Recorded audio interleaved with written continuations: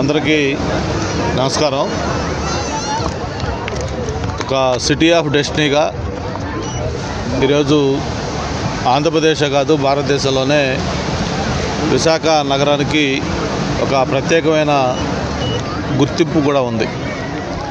మరి అటువంటి విశాఖ నగరానికి గుర్తింపు రావడానికి అనేక కారణాల్లో విశాఖపట్నానికి సంబంధించిన బీచ్ కూడా ఒక ప్రధాన కారణం.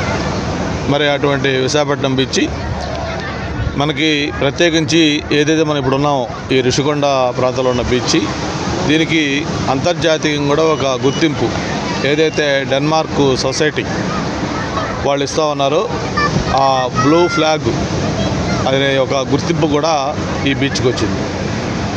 మరి దేశంలో దాదాపు 10 బీచ్లకి ఇటువంటి బ్లూ ఫ్లాగు ట్యాగ్ ఉంటే ఆంధ్రప్రదేశ్లో ఉన్న ఏకైక బీచ్ ఈ ఋషికొండ బీచ్.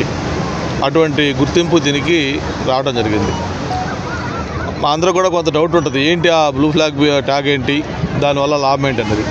ఎవరైనా మనకి టూరిస్టులు, బయట టూరిస్టులు అంటే విశాఖపట్నం వాళ్ళు కాకుండా బయట నుంచి ఎవరైనా టూరిస్టులు ఒక ప్రాంతానికి వెళ్ళాలనుకున్నప్పుడు వాళ్ళు నెట్లో కానీ లేకపోతే మిగతా ఇన్ఫర్మేషన్ సోర్సెస్లో ఆ బీచ్ గురించి వివరాలు తెలుసుకుంటూ ఉంటారు. ఏ బీచ్ బాగుంటుంది, ఎక్కడ బాగుంటుంది, ఫెసిలిటీస్ ఏంటి, ఇవన్నీ కూడా.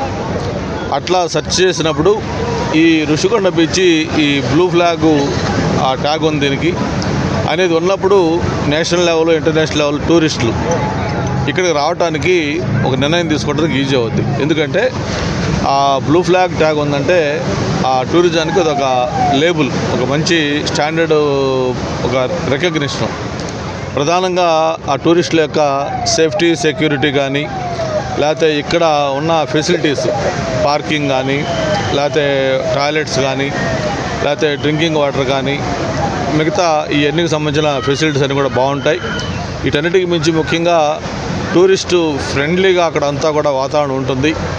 కాబట్టి మనం సేఫ్గా అక్కడికి వెళ్ళొస్తే బాగుంటుందని ఒక నిర్ణయం తీసుకోవడానికి ఆ బ్లూ ఫ్లాగ్ ట్యాగ్ ఉపయోగపడుతూ ఉంటుంది.